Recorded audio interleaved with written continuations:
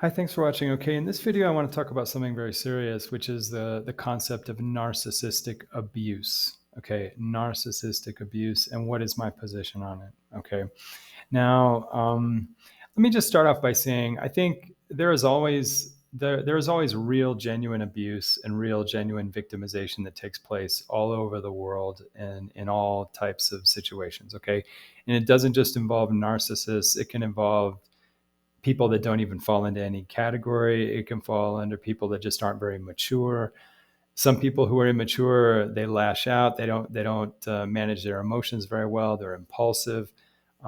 Abuse can take place wherever it presents itself. Okay, and I do think there's always a line we have to draw where okay, we should expect people to also not be sitting ducks for abuse or not be people that are sort of like open to abuse. Okay, so there does exist people who don't manage their vulnerabilities very well and who really don't even take into account how they expose themselves to being victimized. Okay, so I think there has to be a line that we draw where we expect people to have some responsibility for their own vulnerabilities and how they expose themselves. Okay, in other words, if you're just careless and you just go walking on the streets at the wrong time in the wrong neighborhoods, you are taking on some risk, maybe without being fully accountable or fully responsible. Okay, so there is kind of a balance.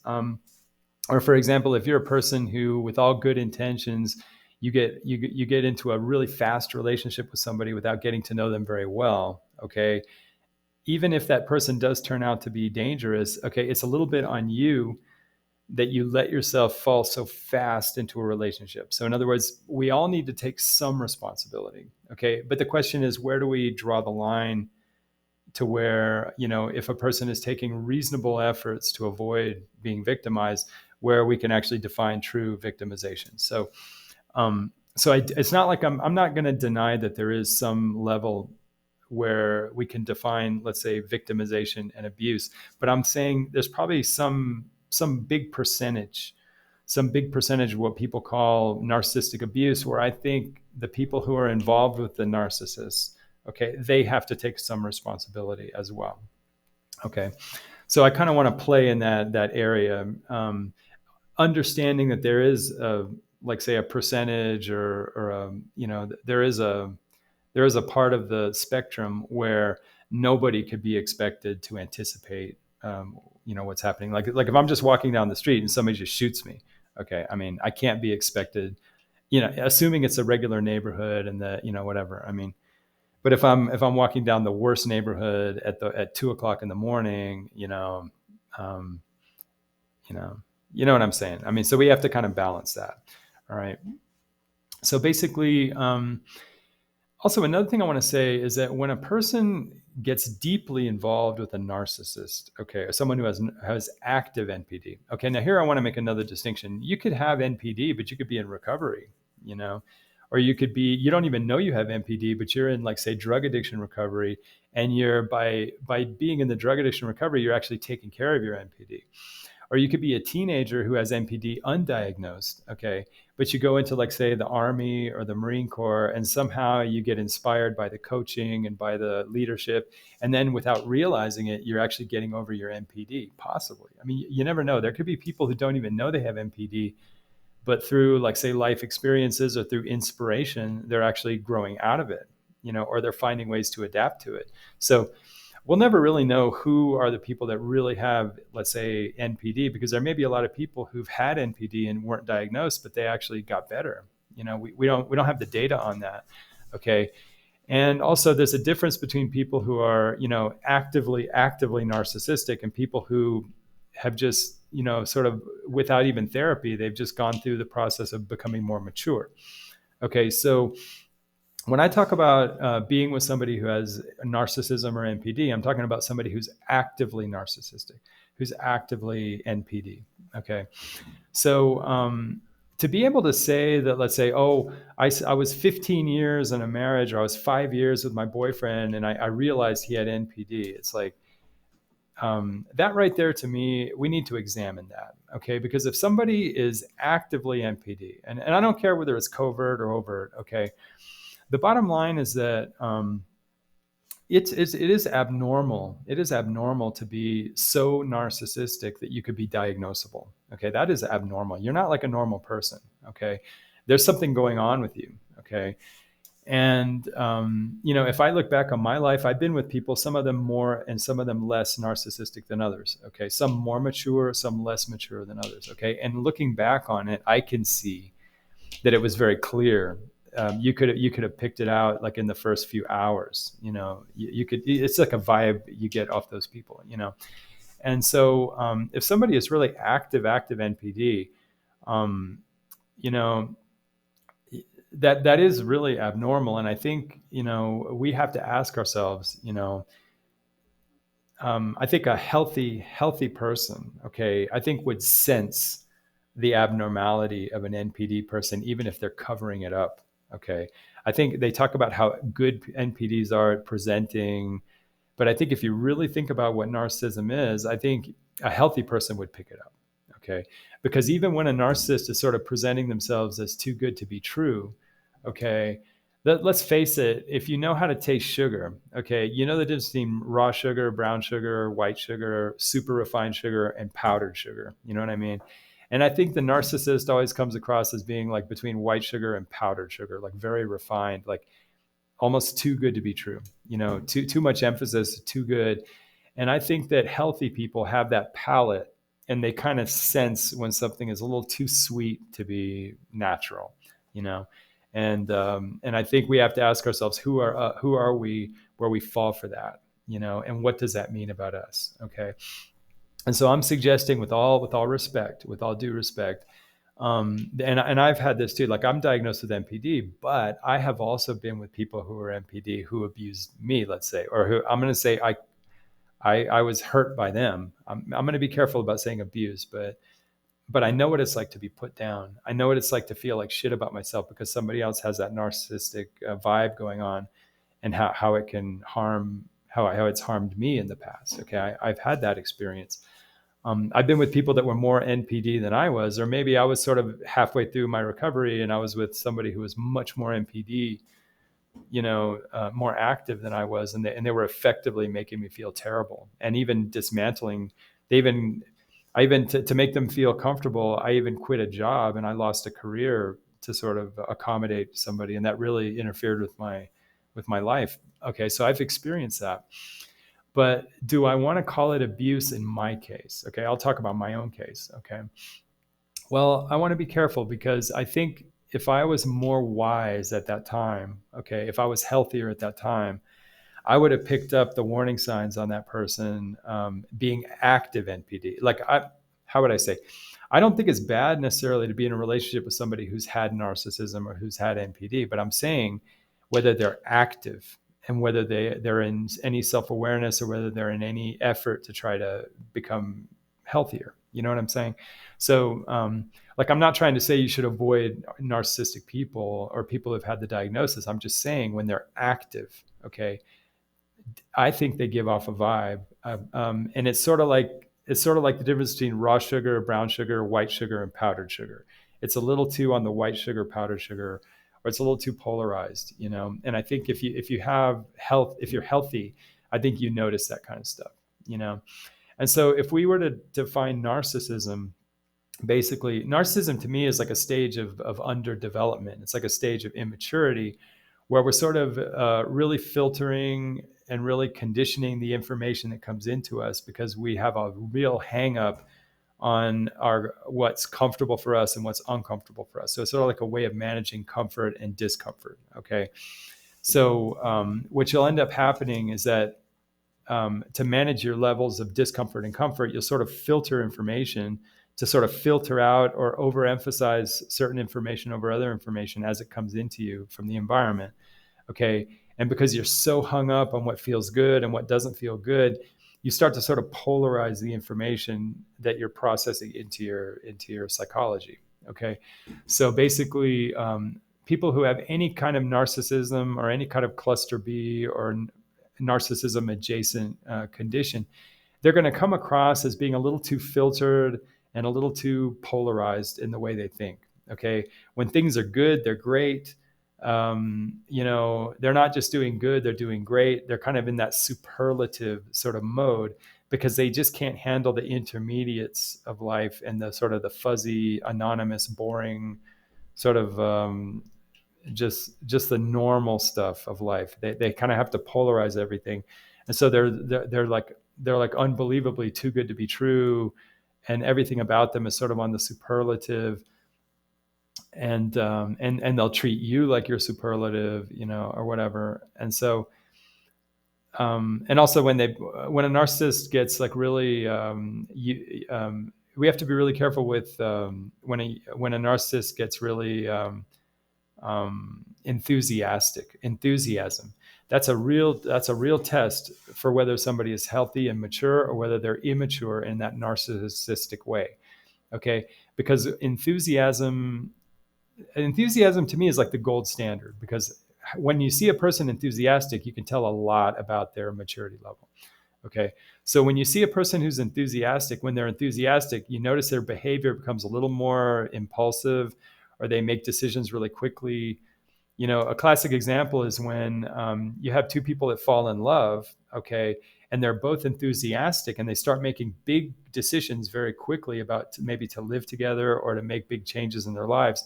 Okay, how a person manages themselves in a state of enthusiasm, that will tell you a lot about their developmental stage. Okay, and I think that has to do with how we sort of deal with comfort and discomfort, pleasure and displeasure. Okay, I think when a person makes a lot of rash decisions when they're in a pleasurable state, or like say in an enthusiastic state, okay, what it's showing you is that they're willing to make big decisions in a state that doesn't have the full spectrum of discomfort.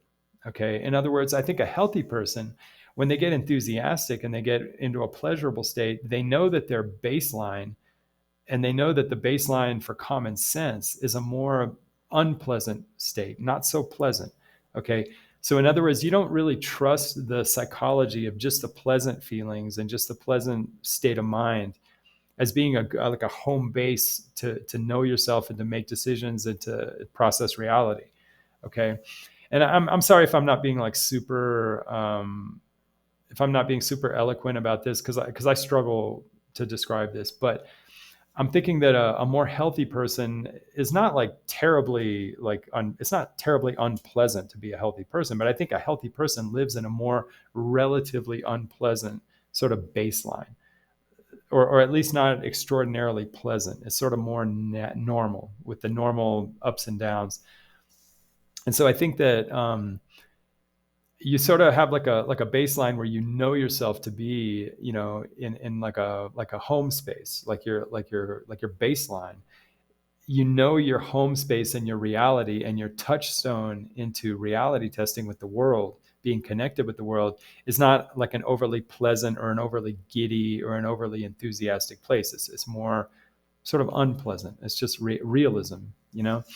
And so I think when people sort of are temporarily in a lot of enthusiasm and a lot of happiness, a lot of pleasure, okay, for a person to mistakenly think that that could be a home space, that could be like a baseline, and to actually conceive of the world and make decisions in that happy or overly pleasurable place, I think that right there tells you that's a person who doesn't know their home base, who doesn't know like a mature baseline, okay, and doesn't have like a standard for like their touchstone with reality, which is a little more centered in neutrality and realism, okay, where there's going to be more discomfort. And so when you watch people, how they operate in moments of euphoria or pleasure or moments of enthusiasm, okay, I think a healthy person, when they're going through a temporary period of enthusiasm, they know that they have to come back home to be themselves, okay, and they make all their decisions from home, not from a departure state where you're sort of like temporarily enthusiastic or whatever. So that's kind of like being centered. That's like having your feet on the ground, and that's like knowing yourself. Okay. And I think that's like the touchstone between immature and mature people. And that's kind of like, to me, where you see kind of like what to me is sort of like the narcissistic immaturity. The immaturity that I think defines narcissism, which is, from a very early age, you've learned to sort of like manage the information that you process and manage how you think of yourself, because you're not really very tolerant of what for a normal person would be the baseline of discomfort in life. Okay.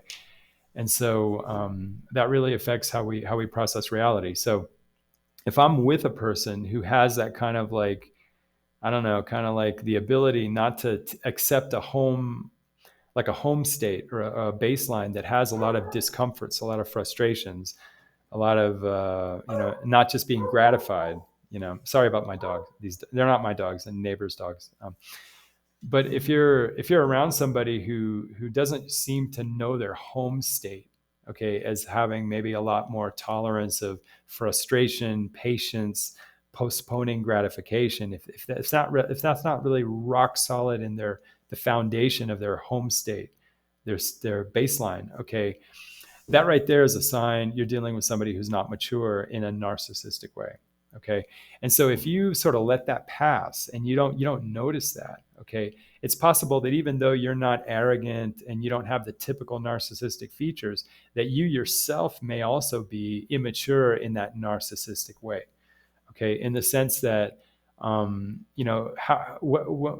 do you say about a person who maybe is not arrogant, maybe is not, exploitative, or, doesn't have, like, say, the grandiosity of a narcissist, but they allow themselves to make decisions in euphorias or in enthusiasms, or they get into a temporary place where they're really, really feeling a lot of pleasure and, not dealing with a lot of frustration. And then suddenly they think my life could be like that. Okay. And they lose touch with the baseline.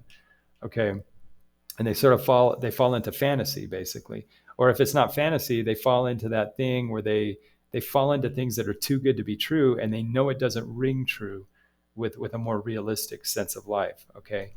So, what do you call that? I mean, if it's not narcissism, it's narcissistic, it's compatible with narcissism. You see what I'm saying? So basically, if a person is with a narcissist and they've been with that person for 5 or 6 years and they claim like, oh my God, I had no idea, and I didn't know what I was dealing with. Okay, maybe they didn't know, because sometimes people don't have self-awareness. Okay, but at some point you have to face the truth that person who's with the narcissist, they may not be narcissistic, but they are narcissistic compatible.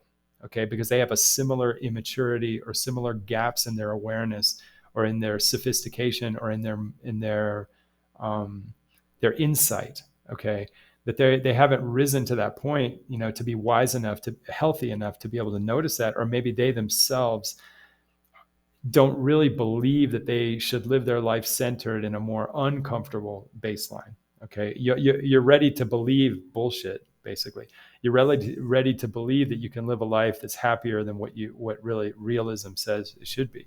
You know what I mean? So you're set yourself up to believe things that are too good to be true, and to live your life in sort of a narcissistic departure from being engaged in the real world. Okay. So basically, a person who's with a narcissist may not be a narcissist themselves, but they may be narcissist compatible. Okay. And I think people have to answer to that, because if I'm narcissist compatible, then that's a vulnerability I have that I have to take responsibility for. Okay. And because if I don't take responsibility for it, I'm going to attach myself to situations and people where I could get hurt. Okay. Now, granted, I'm not saying it's good for people to hurt me. Okay. But I have to take responsibility for my part in that. I can't take a responsibility, and I can't control other people. Okay. So there will be people out there who are capable of victimizing me and making me feel like crap or dominating me. Okay. But that's because I'm narcissistic adjacent, or I'm narcissistic compatible. Okay. And I haven't fully taken responsibility for that part of me. Okay. And that's a developmental stage for me. And the answer is not just to shun everybody who's a little bit narcissistic. It's not that simple. It's not focusing so much on other people. Okay. I have to focus on myself. Okay. I have a maturity step that I have to improve in my life. Okay, because maybe I'm too easily believing things that are too good to be true, or I accept white and powdered sugar and I'm not eating enough brown and raw sugar. You know what I mean? Like, I haven't accepted a more realistic baseline for myself. Okay. And that's affecting how I can fall into situations, okay, where I could be hurt. Okay. Because anytime you get involved with any immature person, it doesn't matter if they're narcissistic or if they have immaturities just in the way they handle their finances or immaturities in the way they deal with their life's affairs.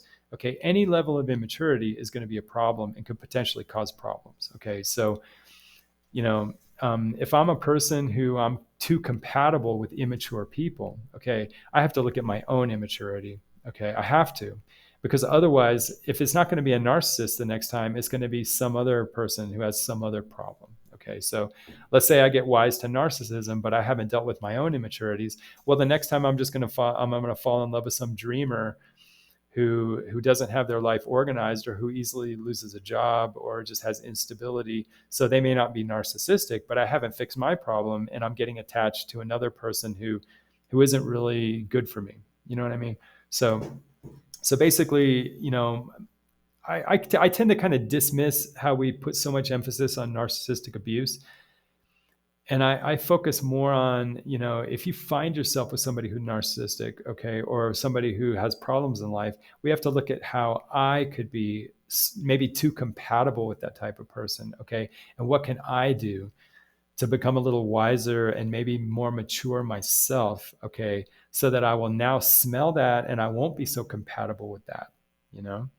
Or on the other hand, like say in my life, okay, I'll be honest, I live with people who have narcissistic issues, okay? And sometimes potentially they could do things that could hurt me, okay? But because I become wiser and I become more developed, okay, they don't have that much power over me, okay? And I also know it comes from an immaturity on their side, so I don't really blame them personally. I know where it comes from, okay? And I've come to a place because I love those people, okay, and because I have a relationship and I care about those people and I've decided that I want to stay in that relationship, okay, I want to stay in those relationships, and so I've taken it on myself that I'm going to go ahead and tolerate a certain amount of it, okay, because I can take it and I've accepted it and it's an adult decision, okay, and I take the consequences of that, you know. And I also take the consequences that maybe I have to feed that relationship maybe a little more than I would have to feed a relationship with a regular person. Okay. But I accept that because I've decided I love that person. You see what I mean? But I take it on and I deal with it. Okay. In other words, I accept the consequences. And I also, in some ways, I kind of stand up for myself in a special way, not too obvious because I don't want to be provocative, but I sort of, find ways to sort of strengthen myself so I'm not really just going to be hurt. You know what I mean? So, in other words, there's a lot we can do by taking on our side whenever we find ourselves in a situation of so-called narcissistic abuse. Okay. Just first of all, realizing how am I compatible with this situation, and then what can I do to improve my maturity, and maybe stay in the relationship, but what can I do to make it a better relationship, even despite those potential dangers or those potential risk factors, And the bottom line is, I think a person can be in a relationship with another immature person, but I think you have to each situation is unique, okay? And if it is possible for a person to realize they really love somebody despite their failures or despite their flaws, okay? There are real people who you can love, but they have flaws, okay? And the thing is, you want to set yourself up not to be overly defended, but you want to set yourself up to be where you're not going to be victimized, okay? And that requires a lot of personal development, and also feeding the relationship, and encouraging sort of a healthy atmosphere, And I could say in my own family, all of us have some narcissistic issue, and we're all imperfect and we bump into each other and we have frustrations, but I think the overall spirit of our household is one where I think we're all encouraging each other in very subtle ways to try to be better, and we try to emphasize, kind of realizing we're all sort of immature, and sort of, without putting it into words, just kind of having a spirit in the house that we're all sort of stretching ourselves and sort of extending ourselves to try to be better people. So that's pretty much my position on narcissistic abuse. Basically, if I could summarize this, you know, If I find that oh my God, I found that I'm with a narcissist, or I have a lot of narcissists in my life, or people, I didn't realize I was being abused by a narcissist. I mean, the first thing, if it's not like a random victimization, okay, if we're actually in a relationship with such a person, we have to first ask ourselves, how could I be so compatible with someone like that? How could I be so compatible with a narcissist, or with, like, say, a really immature person? Okay. And almost guaranteed that's some immaturity on my side. Okay.